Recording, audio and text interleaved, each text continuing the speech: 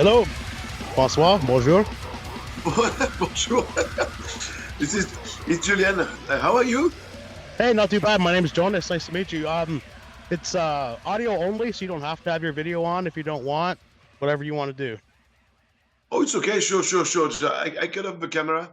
I hope I hope my voice will be okay because I'm just back from a tour today. Yeah, I was gonna say, you just got. I want to start the show. We'll get into that. Welcome to the show. Welcome to the bludgeoning. Nice to meet you, Julian. How are you doing today? Oh, I feel great. Actually, I'm just back from a tour in France. We played the warm up Hellfest tour, which is a huge festival, huge tour in only big venues. And we finished yesterday in Nantes, and it was such a great party. But we have to drive the whole night, so I slept like 2 or 3 hours, which explains why I sound a bit tired, Oh, but I it's can okay. imagine, man. It was like a couple weeks of partying and getting the new album out in front of some huge crowds. It looked like. Exactly, yeah. And the new songs really sound amazing on stage, and I'm so happy about the result of these songs. Is it kind of nerve wracking when you go out on a big tour like that to put out some news to play the new songs? Oh yeah, but it's a lot of pressure because when we record a new album, as we all live far one from the other, we don't rehearse a lot. And just before the tour, we had this huge rehearsal to prepare the show in a proper way. And every night, all the new songs sounded fantastic, and the crowd reacted very well to them. Already sounded like they considered them as some kind of hits and sing it with us. So it was just a huge surprise and huge happiness to play the new album live. Yeah, well, I mean, it's fucking incredible. So I'll give you that. And I think that the way you released the song slowly with the music video, it was perfect because everybody was probably super psyched to see, especially Scars and a lot of those songs. Yeah, thank you. I'm very happy about the result of a music video, Scars. It really looks fantastic. I love it. Dude, it's fucked. It's Yeah, it fucking. is. But that's the point. That's the point of a Benighted video, though, right? I Exactly. dude, you're fucking crazy, man. I putting those worms in your mouth, bro. When Well, that happened, actually, it was okay. It was not that bad. I mean, we put it them under the water before, so they got clean, And right? when I had to put them in my mouth, of course, it was moving a lot, but it was Oh, I didn't feel at all. But at some point I could swallow one of them, so it was okay. Fortunately, the tongue has a lot of muscles, and they kept it, in oh, the front of my oh, mouth. man. Yeah, Were you but like, were you like, were you like building that up in your mind, man? Like all day, you're like, oh fuck, here we go, it's gonna happen. but actually, no, it happened like that. I mean, I had this in my mind, and at the end of when we were filming, I said, "Now, this is the time for the worms in my mouth. Does anybody want? Does anyone else in the band want to do it?" And they were all like, "No, it's too disgusting." I say, "Okay, I go for it." But actually, they didn't taste anything, so it was not that bad. It was not I, that disgusting. I feel like even clean worms are still worms in your mouth. Of course. When I was a kid, when I used to go fishing with my dad, he would always take a worm and eat it, and I always thought it was the most fucking disgusting thing in the world. Yeah. But I didn't hit any of them, and we released all of them outside once it was done. Oh yeah, they got a nice new home.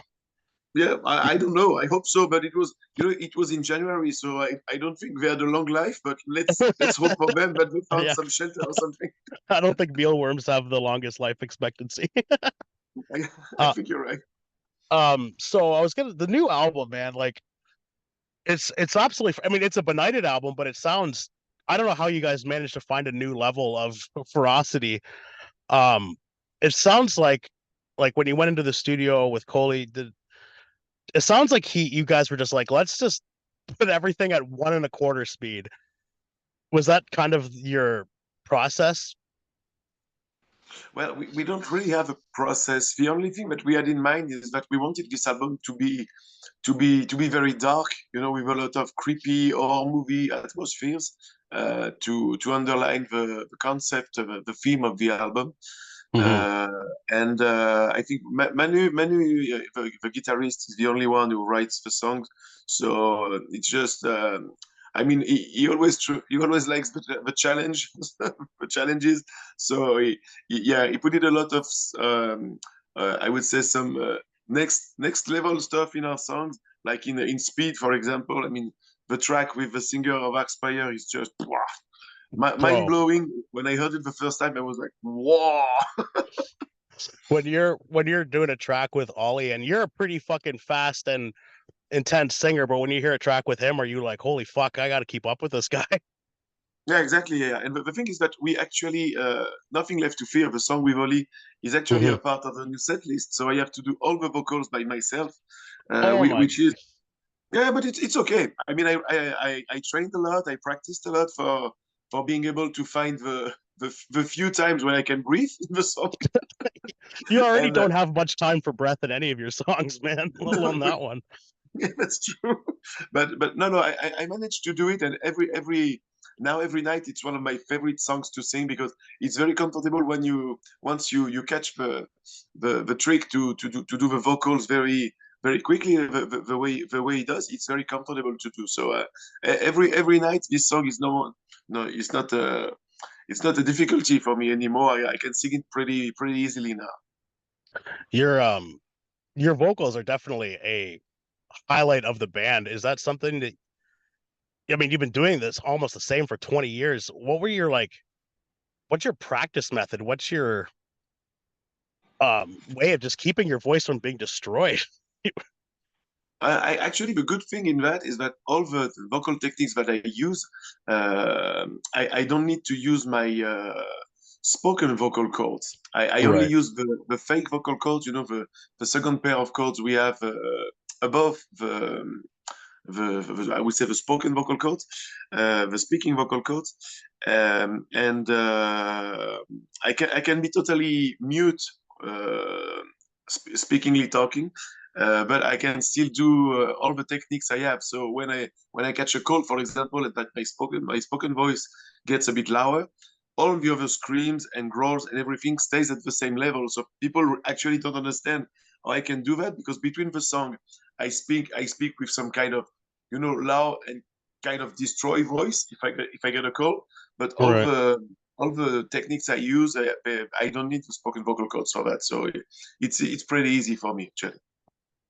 Have you ever considered writing or doing songs in French, or when you're in your writing process, do you kind of figure them out in French and then transfer them into English, or do you kind of think lyrics out in English? Oh, my English is good enough now that I can directly write in English. But for me, for example, it's way more difficult to write in French because Interesting.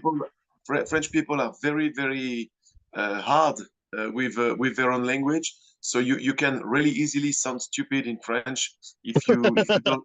No, that's true. If you don't use the right words, if it's not a bit rich in vocabulary, in the form of the sentences, it can sound pretty dumb. And for example, if we translate a lot of songs in English to French, for a French ear, it sounds very, how can I say that? Very basic, very almost stupid, almost too Right. simple. So in French, we have to do way more, to put way more effort to be able to propose good lyrics. And as I love my language, of course, it's always a pleasure for me to try to find the best way to how can I say that, to express of course the disgusting story that I tell in the Benighted lyrics. Right. Is that something you wanted to do like right from the start, right when you were starting out? Like, I'm gonna write fully in English because I know like rarely do bands ever write in their natural language. Maybe some Norwegian bands, but most bands just they just go in English. Is that just like something you feel you have to do to have international success, or do you just is it just natural? I think it's pretty natural. I do that since the very first Benighted album. I mean, Yeah. there's always 2 or 3 songs in French per album, and for example, every title song of each album is in French, even if it has an English Hmm. title. The lyrics are in French. It's a kind of gimmick that I reproduce Hmm. every time. But no, I would say that first, of course, we have a lot of fans in France, and for me, it's pretty it's pretty interesting to sing with French words as well because the dynamic is a bit different than English, and it makes things more original and more interesting for me. Do you have to change your kind of singing style when you switch if you when you switch languages in songs? No, but I won't put the same intention of on the same part of a word, for example, because Right. the way to speak French is very, very different from English, and yeah, I mean the intentions are definitely not in the same spot in the sentences and in the words, so it's another dynamic. You've definitely you've definitely used your voice as an instrument and are passionate about it more than like I think a lot of um musicians and metal musicians are. Was there somebody that really influenced you in that early on, or a certain singer that you really aspired to be? Well, at first, when I started to growl, for example, in 1998, it was I was a huge fan of Cannibal Corpse, so of course Chris Barnes Of was a course. huge influence for me at this Yeah. time. I cannot say that I have a main influence, but I really admire vocalists like Sven from Aborted, for example, or Hmm. Frank Mullen from Suffocation, or more recent Travis Ryan from Cattle Decapitation, of Oh course. yeah, I was gonna say he's the kind of the same kind of with you as you, just these up and down, low, high, all over the place. Yeah. Yeah, he uses this. Yeah, he likes to do a lot of different vocals, and I think it makes the tracks so much richer and so much more interesting in the dynamic. That's exactly what I like to do in Benighted. It's that when someone doesn't know the band, when they listen to a song, for example, on Spotify or on CD, they have to think, "Oh my God, how many vocalists are there?" and Yeah. that's what I try to do, to make some kind of joke with the schizophrenic way of we write our music. I heard an interview recently with I think it was Corpse Grinder where he was talking about being a vocalist and he was like, when you play live, 99% of the people in the crowd aren't going to notice a little guitar fuck up or a little drum fill fuck up or all that kind of stuff, but everyone notices a vocal fuck up. Everyone notices the vocalist, and that's got to be the most important part. And there's a lot of pressure on that. So, do you feel kind of that way too? And then you're like, with these all these like crazy fills and parts, you put a lot of pressure on yourself. Yeah. I don't make my life easy. That's true. but but as I told you, the good thing in my vocals, and I don't say that very often, but the good thing is my vocals that when I use one technique, it's like if another part of my throat for a different technique was Yeah, yeah. having some rest. Like if I was using a different muscle. So for example, when I sing in a more black metal style, my growl kind of have some rest, and when I come back to it's kind of more powerful again.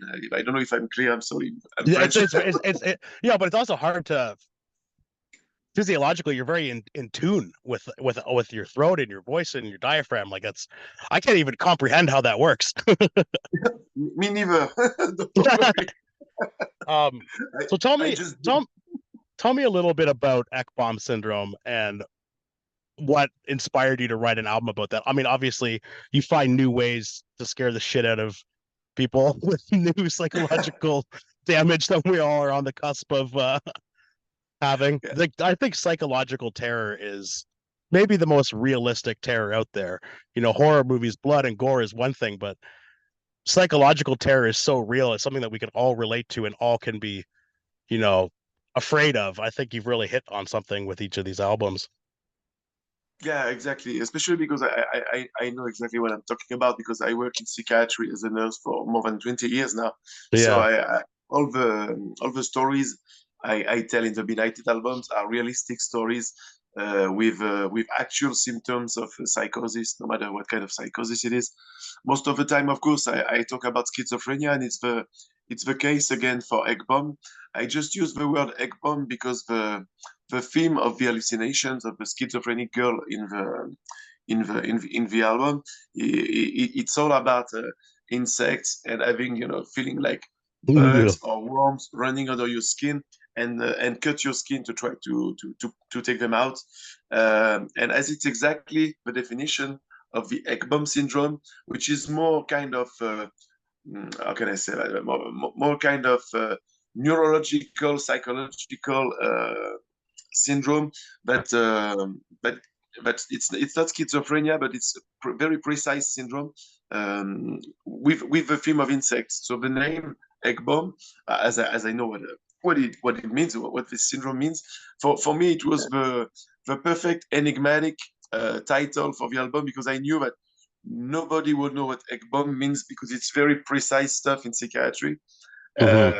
and yeah, I find it pretty mysterious and it sounded cool. So I choose to took this word for the title of the album. Uh, because yeah, it's the same symptoms like the hallucinations that the schizophrenic is dealing with in the concept.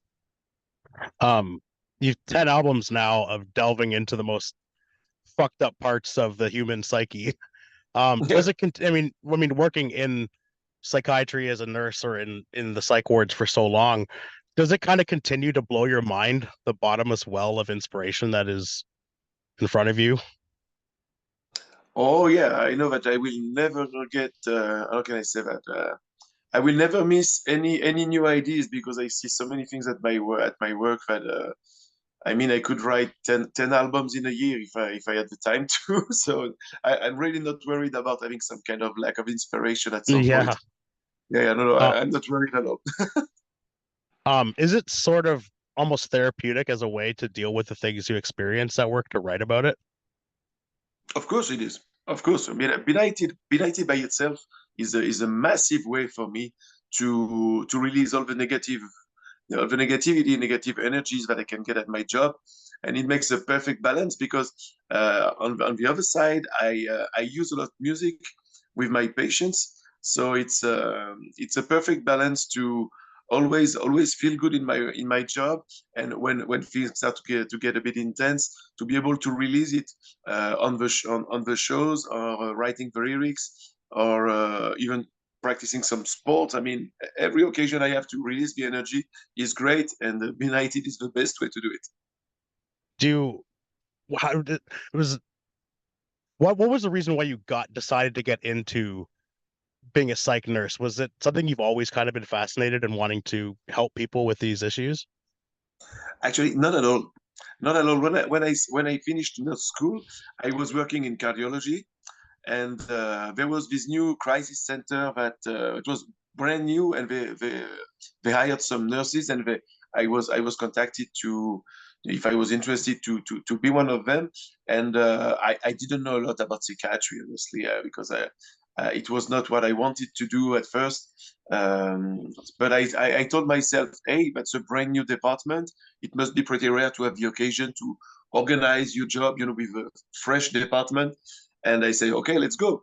And then I really discovered what psychiatry was about.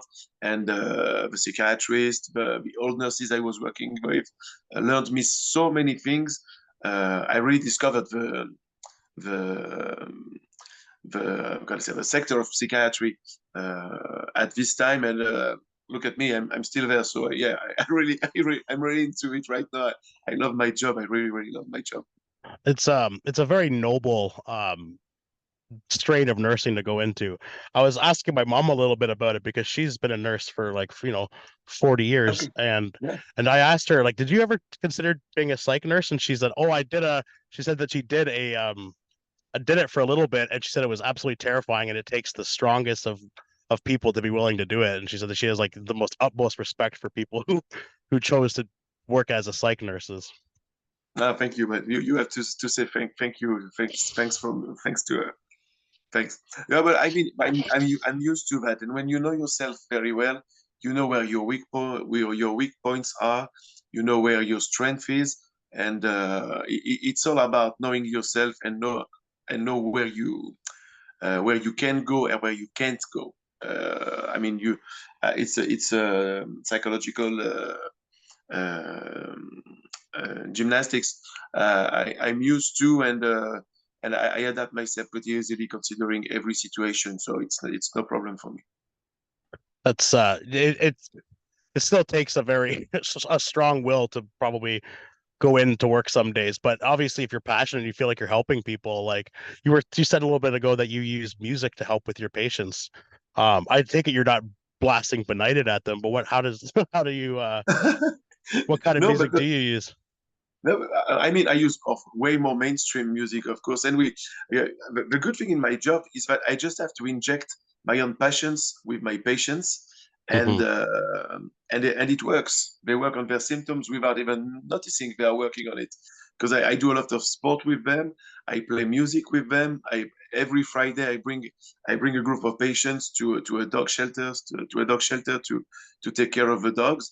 And for example, for the music, as I work for a long time in my hospital, they let me organize a rehearsal room where I put my own drum kit. Oh, I play wow. a bit drums. I play a bit of drums, but not very good. But Yeah. it's no problem. And some of my patients play guitar, and other ones are singing. And we write songs together.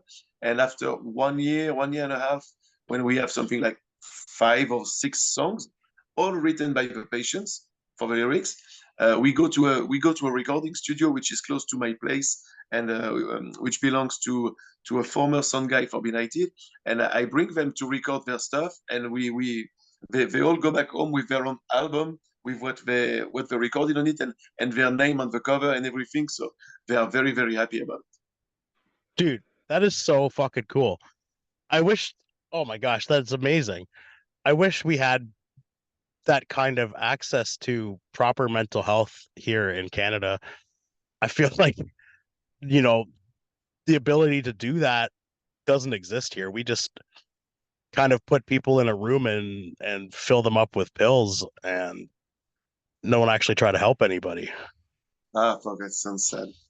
No, I mean that's why we need people to are motivated with their job and have of course the possibility to do to do the project that they want to do. But yeah, I have the luck to be in a very very good team. I mean the nurses I work with are fantastic as well, and every day we try to find new ways to make our patients work on their symptoms and of course work on the trust they have with us, because if they trust us, it will be way easier for them to accept to accept their disease and being Yeah. able to call for help when they start to feel bad, which is, I think, the most important thing uh,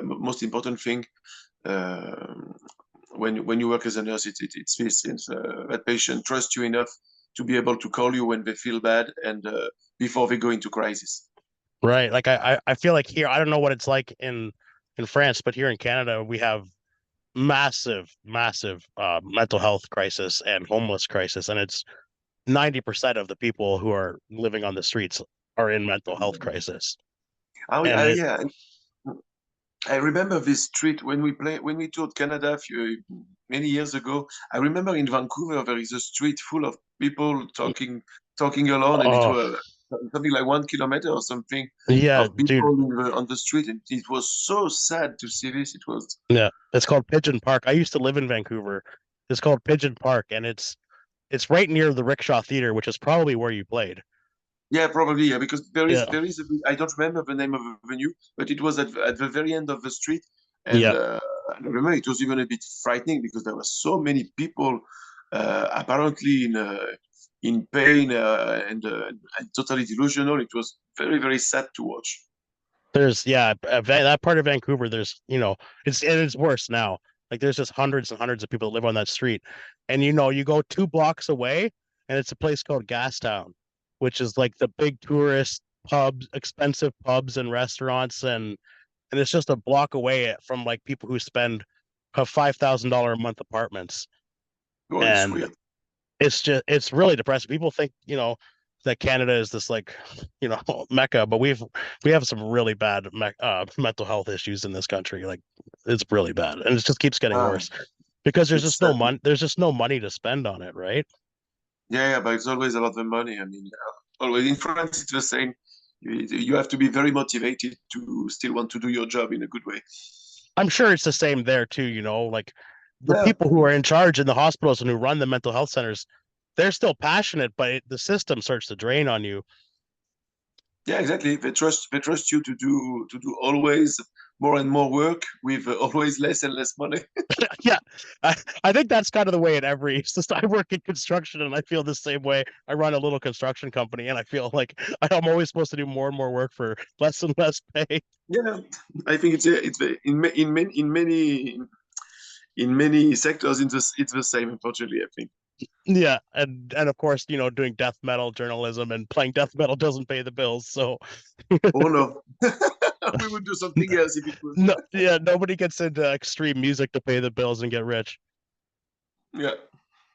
So is there any legal ramifications for like writing songs about the experiences you have? Like obviously your hospital knows your other career, but you kind of have to clear things with like an HR department or anything like that.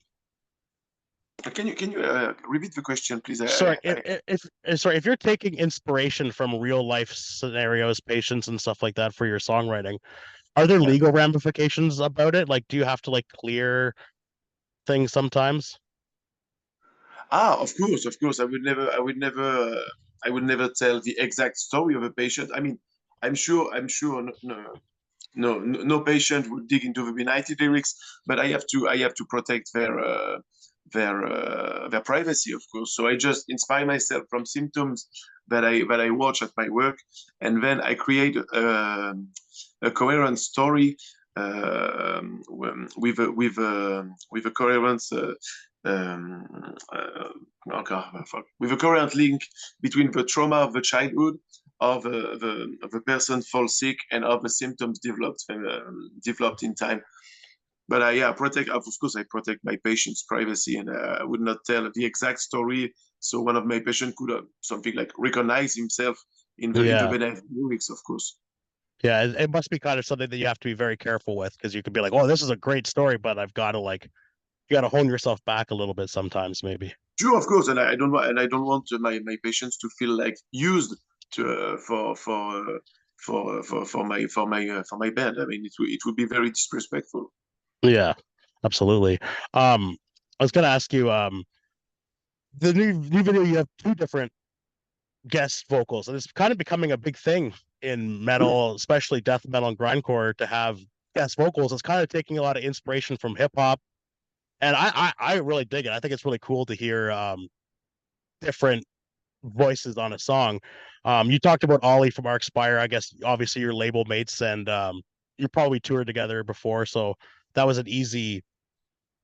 Like, how did that go about? Was it just like, hey, let's do it? Oh, with Oli, it was even more simple than that. We made a European tour last year together, a Hmm. month European tour. So we had many occasions to party together, even Yeah, I'm even sure. like Yeah, later. good And Canadian boys. I They know how remember, to throw down. yeah. And it was one night when we were a bit drunk, and I told Oli, "Hey, bro, I really want you on the new Benighted album, please." Say yes. He said, "Sure, of course, I would be honored." So yeah, and I asked my guitarist Manu, say, "What song should we put Oli on?" And he told me, "Well, you know what? I want to write a new song." So all his vocals will be perfect on it with yours and blah blah blah, and that's the joke about the 402 BPM. It's that Yeah. it's that Manu said, as Arspire is playing 400 BPM, we will play 402 BPM. Dude, the drummer, I can't remember his name, but the drummer for Arcspire, he's a sewing machine, Oh, man. Like, Spencer, yeah, yeah, oh, yes, man. incredible, You incredible, you you and must such you must a watch him great and be like, human I being. suck at drums. He's too modest. He's very humble. No, no. Spencer is a great person. I really love him. We had so many great times together during this tour. I mean, all the Aspire guys are really adorable persons. That's because they're Canadian. We're all adorable. No, but I believe you because I don't have so far any example of Canadian people acting badly. Well, come to some rural Canada and you'll see that you'll meet the rednecks, and then you'll maybe change your opinion Okay, okay. I, on I your believe Canadian you. tour.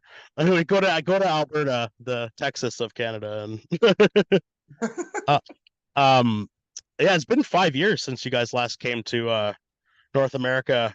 Um, is it kind of I mean, obviously COVID played a big part in that, but is it kind of difficult to, as a European band, to come over here because it's just so expensive? And I guess vice versa. I've heard from a lot of, bands from here that going to Europe is just it's just crazy right now. And unless you're on the festival circuit, it's just not worth it financially. Yeah, it's true. It's true. It's very hard to come touring to the US. I mean, normally we are supposed to come back next year. Yeah, This year we go to the east part of Canada in September. We have yeah. eight gigs, I think. But yeah, next year the big point will be to be back to the US because as you're told, it will be already 6 years that we didn't tour there. So we have to come back. Is it? Do you feel pressure to come back from the label, and you're like, oh fuck, it must be hard for you to get time off too, Oh, no, right? no, no, no. No, no, as Benighted is not my job, I really don't care about the money. I mean, my job is a nurse, and Benighted is my passion. So it's just I really love to tour in the US, and I know it's a huge amount of work just to be I'll say that to be accepted. I mean, to be allowed to tour there. Oh, But bro, I know. Yeah, yeah, the last experience was so great that I can't wait to be back. I mean, we will be back only for a few days because we play again at the 70,000 tons of metal on the boat in January. And but I guess next June or September we'll be back to the US for sure next you've year. already you've already kind of do you know who you're touring with, or is that something you No, no, can't talk about? that's what we are organizing right now. Oh, okay. So you can't No, delete I'm anything. sorry, I can't spoil. Sorry. I was looking at your kind of upcoming dates. You're playing in Tunisia in a couple weeks. That sounds pretty wild. Have you played in Africa before? Oh my God, it's such a disappointment. I think they didn't announce it yet, but it's canceled. Oh no! I'm so sad because I was so Oh, that excited to play there sucks. for the Yeah. first time. But apparently, from what I understood, it's because of there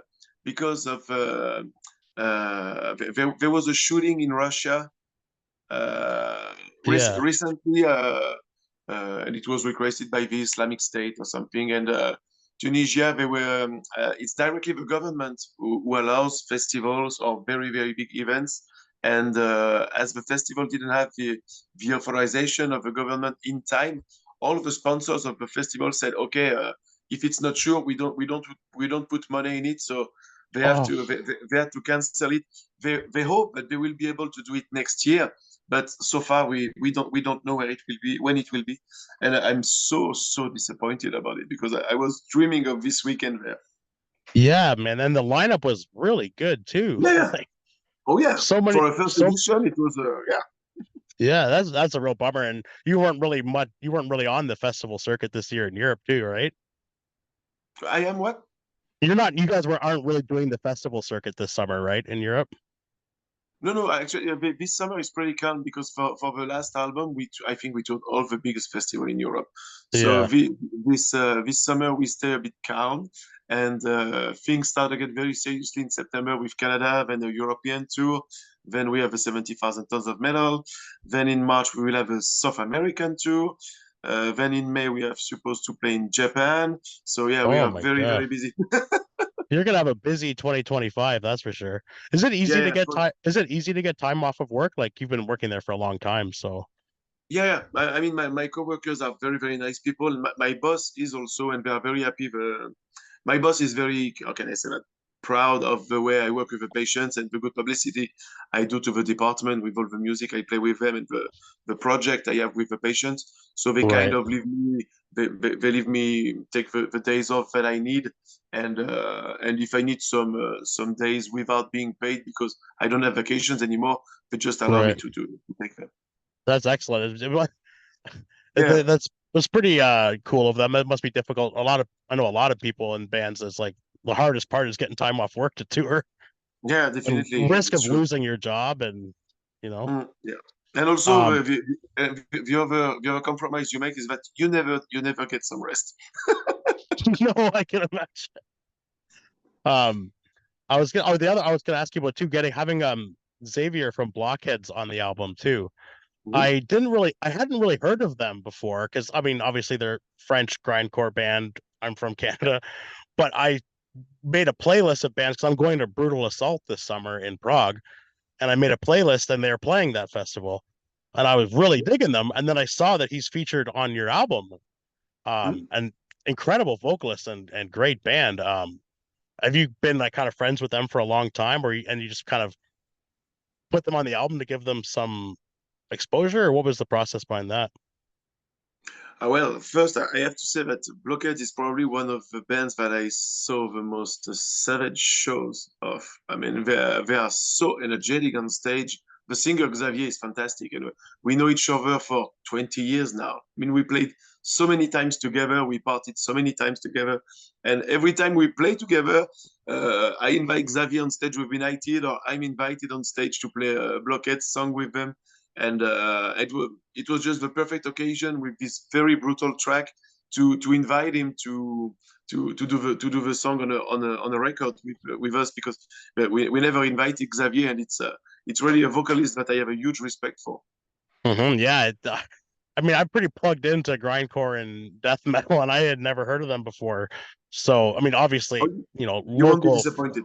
Yeah, I'm very excited. I'm very excited to see them at Brutal Assault. Now, of course, they're probably going to be on at the same time as somebody else because that's how festivals are. But Yeah, but in Brutal Assault, it's pretty easy not to miss bands, because I think you only have 3 stages or something. So oh, it's really? it's Yeah, pretty easy not to miss too many bands. Really, it's way more easier at a lot of festivals. yeah. I've never been to Brutal Assault before, so I'm pretty stoked. I've heard that it's one of the most well-run festivals in Europe.